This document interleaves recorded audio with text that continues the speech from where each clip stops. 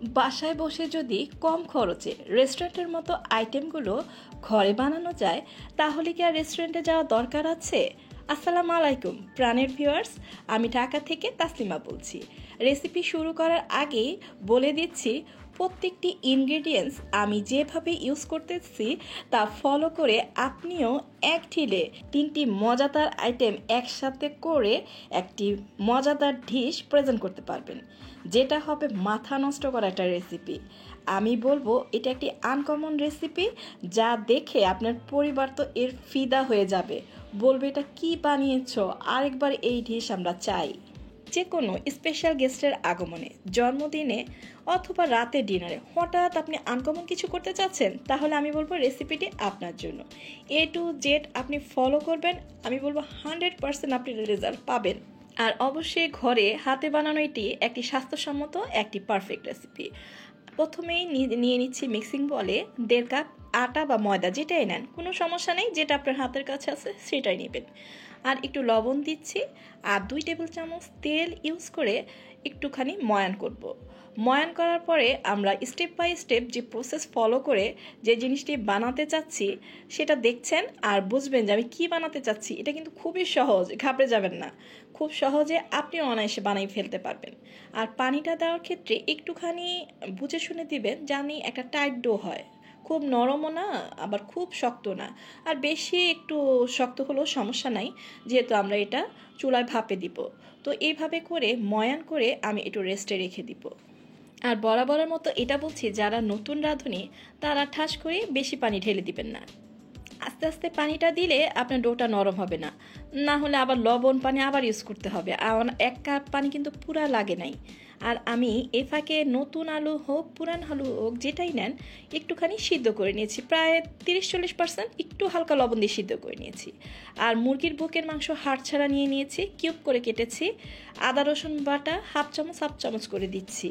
তারপর দিয়ে দিচ্ছি হলুদের গুঁড়া 4/1 চামচ, মরিচের ফাঁকি 2/1 চামচ, মানে হাফ চামচ, জিরার গুঁড়া হাফ চামচ, ধনিয়ার গুঁড়া হাফ চামচ, গরম মশলার গুঁড়া হাফ চামচ, কালো গোলমরিচের গুঁড়া হাফ চামচ, লবণ সামান্য পরিমাণে, টমেটো সস 1 টেবিল চামচ, তারপর সয়া সস 1 চামচ। প্রত্যেকটা জিনিস দিয়ে সুন্দর করে মেখে নিচ্ছি। আর আপনি যত সুন্দর করে মাখাবেন ততই ভালো হবে। আর ভাবতেছেন কি মশলা কি একটু বেশি হয়ে গেল? না, কারণ এটার সাথে আমরা আলুটাও মাখাবো, তাহলে যে আলুটা খেতে কি টেস্ট হয়, কারণ এটা যে কি মজাদার একটি আইটেম তা আপনি বানানোর পরেই বুঝতে পারবেন। আলুটা দিয়ে আবার ভালো করে মেখে নিচ্ছি। আর মাখানোর ক্ষেত্রে অবশ্যই এটা আপনি শিওর করবেন প্রত্যেকটি সাইড যেন সুন্দর করে মাখানো হয়, আর মশলা প্রত্যেকটি আলু হোক মুরগি হোক প্রত্যেকটার ভিতরে ভালো করে ঢুকে যায়। আর আমরা এটাকে মেখে এক সাইডে কিছুক্ষণ রেস্টের জন্য রেখে আমরা পরবর্তী যে স্টেপ সেটা করব।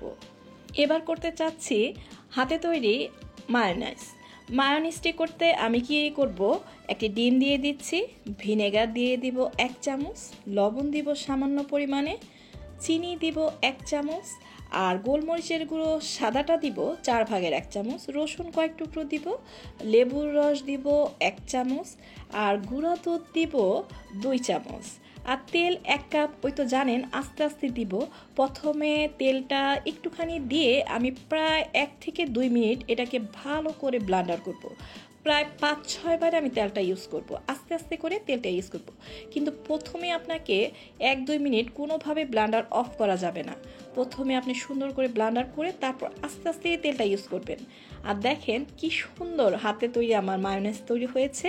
আর আপনি যদি না পারেন তাহলে দোকান থেকে কিনে আনবেন, কিন্তু আমি বলবো মায়োনেজটা কিন্তু কোনোভাবেই মিস করবেন না, এটা দেওয়ার চেষ্টা করবেন। আর আটার ডোটা এবার কি সুন্দর হয়েছে, আমি এটাকে 4 ভাগে ভাগ করে নিচ্ছি। তারপর আমি রুটি বেলে নিচ্ছি। রুটি বেলে তারপর আমি পরবর্তী যে প্রসেসটা সেটা দেখিয়ে দিচ্ছি। কিন্তু কখনোই ঘাবড়াবেন না, এটা কিন্তু কখনোই একটি কঠিন পদ্ধতি না। রুটি বানাবো, তারপর স্টেপ বাই স্টেপ জিনিসগুলো ফলো করবেন, যে কেউ অনায়াসে বসে বাসায় এই আইটেমটি আমি মনে করি বানাতে পারবেন। আর আরেকটা জিনিস বলতে চাচ্ছি যে যত পাতলা করে রুটিটা বানাতে পারেন, ইচ্ছা করলে আপনি এটাকে 5 ভাগে ডিভাইড করতে পারেন, তারপর যত পাতলা করে রুটিটা বেলে তারপরে আপনি করতে পারেন। আমি একটু মোটা মোটা করেছি, আর রুটিটা আমি পাতলাই বেলেছি, কিন্তু ভাপ দেওয়ার পরে একটু মোটা হয়ে যায়, আর খেতে কিন্তু মানে কি বলবো, জাস্ট ওয়াও রেসিপি হয়েছিল। এই ফাঁকে আমি গরম পানি বসিয়ে রেখেছিলাম, এটার সাথে একটু তেল দিয়ে দিয়েছি, জানি আমি রুটিটা যখন ভাপ দিব আমার সুন্দর করে রুটিটা ভালো করে সিদ্ধ হয়। আর যখন এক পিঠ সিদ্ধ হবে প্রায় 1 মিনিট ওয়েট করব, বেশিক্ষণ কিন্তু এটা রাখা যাবে না চুলায়। 1 মিনিটের মধ্যে প্রায় 30-40 সেকেন্ড হওয়ার পরে এটাকে আমি উল্টে দিব। উল্টে আমি ভালো করে মেকশিওর করবো আমার রুটিটা মোটামুটি সিদ্ধ হয়ে আসছে, তখন আমি নামিয়ে ফেলবো। এরকম একটা রুটি বানাচ্ছি আর একটা রুটি দিচ্ছি, দিয়ে এরকম একটি স্টেইনারে ছড়া দিয়ে দিব, বাড়তি যে পানিটা থাকে সেটা ঝরে যাবে। আর তেল দিয়েছি জানি এটা কোনোভাবেই লেগে না যায়। আর এখন একটু তেল ব্রাশ করে দিচ্ছি, যখন আমি নুডলসটা কাটবো, নুডলস বলেন পাস্তা বলেন, এটা কিন্তু কখনোই গায়ের সাথে লেগে থাকবে না। একটু ফলো করেন আমার রেসিপিটা, দেখবেন অনেকের কিন্তু লেগে লেগে যায়। আর অনেকে কী করে, দেখায় নুডলস আর দোকানে নুডলস দিয়ে রান্না করে। আমরা কিন্তু সম্পূর্ণই এই নুডলস দিয়ে রান্না করব, আর কোনো রকম কোনো ফাঁকিবাজি হবে না।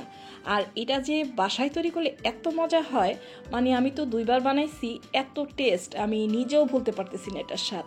তাই আমি মনে করি এইভাবে বাসায় যে কেউ অনায়াসে বানিয়ে ফেলতে পারবে রেসিপিটি ফলো করে। আর পাস্তা নুডলসটা কিন্তু একটু মোটা করেই কাটে, আপনি ইচ্ছে করলে আর একটু পাতলা করে কাটতে পারেন, কিন্তু আমি মিডিয়াম আকারেই কাটছি। এটা মানে সম্পূর্ণ বলবো আপনার খুশি, যে যেরকমভাবে কাটবেন। দেখেন আমার একটু লাগছে, একটু লাগে নাই। এখন আমি যেই মাংস আর আলুটা মানে কোট করব সেটার জন্য নিয়ে নিচ্ছি 1 কাপ ময়দা, কর্নফ্লাওয়ার 2 টেবিল চামচ, আর বেসন নিয়ে নিচ্ছি 2 টেবিল চামচ, আর শুকনো মরিচের গুঁড়া নিয়ে নিচ্ছি 1/2 চামচ, চিলি ফ্লেক্স 1/2 চামচ, সামান্য গোলমরিচের গুঁড়া প্রায় 4/1 চামচ, আর একটু স্বাদের জন্য লবণ দিয়ে দিচ্ছি। লবণটা দিলে টেস্ট আসে। আর আরেকটা ফাঁকিবাজি এখানে করতে পারে, সেটা হলো টেস্টিং সল্ট, সেটা দিলে তো আরও টেস্ট হবে, কিন্তু কোনো দরকার নেই, এটা এমনিতেই টেস্ট হয়। যদি ইচ্ছা করেন তো দিতে পারেন। তা আমি মুরগি আলুগুলো আস্তে আস্তে স্টেপ বাই স্টেপ কোট করে নিচ্ছি। কেউ 1বার কোট করে, কেউ 2বার কোট করে। আমি কিন্তু একবারই কোট করব, কারণ আমার বেশি মোটা প্রলেপটা ভালো লাগে না, তাই আমি একবারই কোট করব। খুব সুন্দর হয় কিন্তু একবার কোট করলে।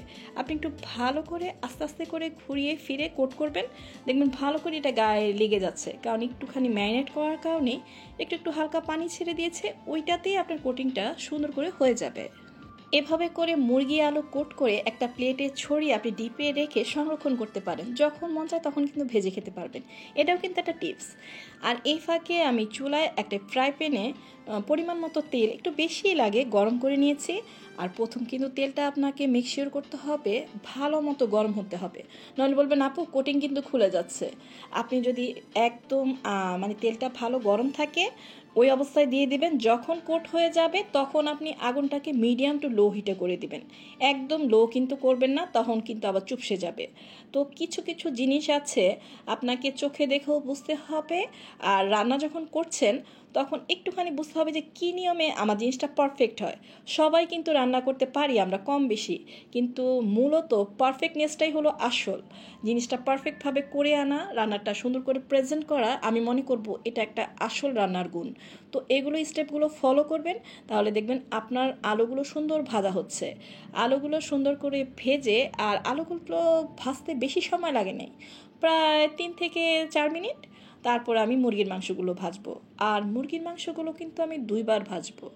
আর দেখেন আলুটা সিদ্ধ হয়ে গিয়েছে, একটা আলু আপনাদেরকে দেখিয়ে দিয়েছি, আমি উঠিয়ে ফেলছি। আপনি যদি একটু হালকা ভাজা দিতে চান তাও সমস্যা নেই, আমার একটু কড়া ভাজা ভালো লাগে, তাই আমি একটু কড়া করে নামিয়েছি।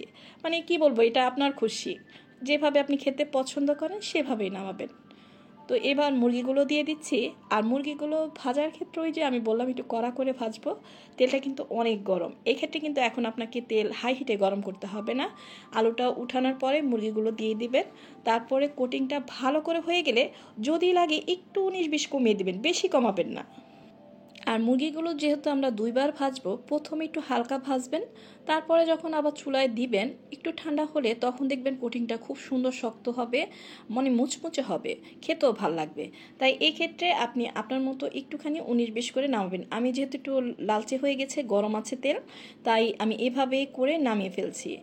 নামিয়ে আমি পরবর্তী যে নুডলসটা রান্নবো, নুডলসটা রান্নার জন্য প্রস্তুতি নিব। আর মায়োনেজটা কিন্তু যে আমি বানাইছি সেটা কিন্তু আমি দেখলাম আমার ফ্রিজে প্রায় 20-25 দিন 30 দিন আমার কিছু হয় না, নষ্ট হয় না, যেহেতু আমি লেবুর রস দিয়েছি, ভিনেগার দিয়েছি, আমার কিন্তু কিছুই হয় না, আমি অনেক দিন স্টোর করে রেখে খেতে পারি। এদিকে ফ্রাই প্যানে তেলটা গরম হলে রসুন কুচি দিয়ে দিচ্ছি আর পেঁয়াজ কুচি দিয়ে দিচ্ছি।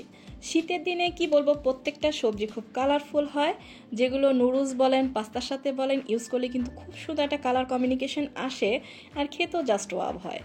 মুরগির যে নিচের তেলটা ছিল ভাজা সেটা একটু দিয়ে দিচ্ছি, যেহেতু এটা যে কি ঘ্রাণ ওই যে নুডলসের সাথে মিশে যাবে, ভাল লাগবে। আর আপনি যদি মনে করেন যে এটা স্বাস্থ্যসম্মত না, তো ইফ ইউ অ্যাভয়েড ইট, এটা আর কিছু বলার নাই। তো আমি একটু দিয়েছি, তাই আপনারা কিছু মনে করবেন না, যেন এটা সুন্দর ফ্লেভার আসে। আর দিয়ে দিচ্ছি একটা ডিম। যত সিম্পল উপায়ে রান্না করা যায় নুডলসটা সেটাই রান্না করছি, কিন্তু স্বাদের বেলায় কোনো কম্প্রোমাইজ হবে না। স্বাদ আমি যেভাবেই হোক অনেক মজাদার করার চেষ্টা করছি, সেটা হয়েছেও, সেটা আপনি ফলো করলেই বুঝতে পারবেন। আর গাজরগুলোকে আমি জুলিয়ান কাট করে কেটে রেখেছিলাম, সেটা দিয়ে দিচ্ছি। একটু ক্যাপসিকাম দিয়ে দিচ্ছি, তেমন কিছু ইউজ করব না। আর একটুখানি দিয়ে দিব পেঁয়াজ কলি, অনেকে পরে দেয়, আমি আগেই দিয়েছি। পেঁয়াজ কলি দিব আর একটু টমেটো কুচি দিব, সেটা দিয়ে ভালো করে একটু নেড়ে চেড়ে তারপর নুডলসটা অ্যাড করব। আর নুডলসটা কিন্তু আপনি যখন দিব তখনই প্রমাণ দেখতে পারবেন যে এটা কিন্তু একটার গায়ে একটা একটুও লেগে নেই। এরকম আমি যে রেখেছি, কোনো পানি দেওয়া লাগে নাই, কোনো তেল দেওয়া লাগে নাই, কিছুই লাগে নাই। সামান্য একটু লবণ দিচ্ছি, দিয়ে আমি ভালো করে নেড়ে চেড়ে নিচ্ছি। সম্পূর্ণই কিন্তু পেঁয়াজ কড়িটা যখন ইউজ করবেন আপনার খুশি, বললাম না, কেউ আগে দেয় কেউ পরে দেয়, আমি আগেই দিয়েছি। তো একটু দিয়ে নেড়ে চেড়ে নিচ্ছি, দিয়ে আমি তারপরে নুডলসটা ইউজ করব। নুডলসটা দিয়ে ভালো করে নেড়ে চেড়ে প্রত্যেকটা জায়গায় ভালো করে যেন মিশে যায়, স্প্যাচুলা দিয়ে ভালো করে নেড়ে দিচ্ছি। আর আপনার যদি নাড়তে সমস্যা হয় তাহলে সেক্ষেত্রে আপনি একটি কাঁটা চামচ ইউজ করবেন। দেখেন কি সুন্দর করে এটা পারফেক্টভাবে ঝরঝরা হয়েছে, কোনোটার সাথে কোনোটা লেগে নেই, আমার মিশানোর ক্ষেত্রে খুব সুবিধা হচ্ছে। আর একটু কাঁচামরিচ কুচি দিয়ে দিচ্ছি, একটুখানি সয়া সস দিয়ে দিচ্ছি। আর যেহেতু প্রত্যেকটা সসের মধ্যে একটু টকটক ভাব আছে, তাই আমি কিন্তু টমেটো সসের পরে একটু চিনি দিব, যেন স্বাদের ব্যালেন্সটা ঠিক আসে। আর আপনি অবশ্যই, আমি বলবো যে একটু চিনি দেওয়ার ইউজ করবেনই, চিনি না দিলে কিন্তু যে মেইন স্বাদটা সেটা কিন্তু পাবেন না। আর দিয়ে দিচ্ছি 1 প্যাকেট ম্যাজিক স্বাদের মশলা, সেটা ম্যাগি হোক যে কোনো কোম্পানিরই হোক, সেটা দিয়ে দিবেন। তাহলে আপনার পুরো নুডলস রান্নাটা এখন কি হচ্ছে, পারফেক্ট একটা কম্বাইন্ডে চলে এসেছে। এবার আমি ভালো করে নেড়ে চেড়ে দিয়ে তারপরে শেষে যেটা দিব ফ্রেশ ধনিয়া পাতা, সেটা দিয়ে আমি নামিয়ে ফেলবো। এ পর্যায়ে আমার রান্না করতে বেশি একটা সময় লাগে নাই, আমি হাই হিটেই চুলাটা বাড়িয়ে একটা একটা করে দিচ্ছি, নেড়ে চেড়ে সব মিশিয়ে নিচ্ছি। আর কিছুক্ষণের মধ্যেই কিন্তু আপনার রান্নাটা কমপ্লিট হয়ে যাবে। আমরা আসলে যে বাসায় রেসিপিগুলো করি সেগুলো আপনাদের কাছে খুব সহজে জানি উপস্থাপন করা যায়, সেটার চেষ্টা করি। তো আমার রেসিপিটি যদি ভালো লাগে তো আমার সাবস্ক্রাইব বাটনটি অন করে দিবেন, আর অন করে আমার পাশেই থাকবেন। আর লাইক শেয়ার কমেন্ট করবেন, ফ্রেন্ড অ্যান্ড ফ্যামিলির সাথে শেয়ার করবেন। এটা তো আমি আশা করতেই পারি যদি রেসিপিটি ভালো লেগে যায়। আমার চ্যানেলে কিন্তু আরও নিত্য নতুন অনেক সহজ সহজ রেসিপি আছে, আমি প্রত্যেকটি রেসিপি একটু ঘুরিয়ে ফিরে করার চেষ্টা করি। আসলে কি আমাদের তো একই সবজিগুলো খেতে হয়, আমরা এদিক সেদিক করে জাস্ট একটি আনকমন রেসিপি তৈরি করি, কিন্তু উল্টাপাল্টা রেসিপি করলে কি আর খাওয়া যাবে? স্বাদের ব্যালেন্স ঠিক রাখতে হবে, আর প্রত্যেকটা জিনিস জানি খেতে মজাদার হয় সেভাবে ইউজ করতে হবে। আর এদিক দিয়ে চলে যাচ্ছি পরিবেশনে। এদিক দিয়ে মুরগিটা আরেকবার একটু ভাজা হতে থাক, আমি নুডলসটা একটা ডিশে ঢেলে আমি পরিবেশন করতে যাচ্ছি। পরিবারের সবাই কিন্তু ওয়েট করছে কখন এই ডিশটা টেবিলে যাবে। আমার সুন্দর করে পরিবেশনের পালা। সুন্দর করে নুডলসটা ছড়িয়ে দিচ্ছি। কিভাবে আমি পরিবেশন করছি দেখেন। মায়োনেজটা কিন্তু এত টেস্ট হয়েছে, এটা কি ইচ্ছা মতো দিতে চেষ্টা করবেন। এটা কিন্তু কি বলবো, ঘরোয়া পদ্ধতিতে যেহেতু বানাইছি, মাঝে মধ্যে এরকম একটু কি বলবো খাওয়া যায়, একটু ভারী খাবার খাওয়া যায়, কোনো সমস্যা হয় না। আলু দিচ্ছি, মুরগির ভাজাগুলো দিচ্ছি, স্টেপ বাই স্টেপ দিচ্ছি। আর যে যেরকম সস পছন্দ করে সেইভাবে ছড়িয়ে দিবেন, দিয়ে পাটে পাটে দিয়ে এভাবে পরিবেশন করবেন। তো হলো এক ঢিলে 3 পাখি মারা, 3টি রেসিপি কিন্তু শেখা হলো। আমি কিন্তু আমার ঘরোয়া একটি অনুষ্ঠানে এই রেসিপিটি করেছি আর সবার খুব বাহবা পেয়েছি। তো আপনি যদি এরকম রেসিপি ফলো করে একবার ঘরে বানান, আপনার কেমন লাগে ছোট্ট একটি কমেন্ট করে আমাকে জানাতে ভুলবেন না। কারণ আপনার সুন্দর একটা কমেন্ট আমার পরবর্তী ভিডিও বানাতে অনেক উৎসাহ তো দেয়ই, আর অনেক অনুপ্রেরণা দেয়। তাই আমার সাথে সবসময় থাকবেন আর আমাকে সাপোর্ট করবেন, এটাই আশা করছি। আর সবার সুস্থতা কামনা করছি। আর আজকের মতো বিদায় নিচ্ছি। পরবর্তী নতুন ভিডিও দেখার আমন্ত্রণ রইল। আজ এ পর্যন্তই। আল্লাহ হাফেজ।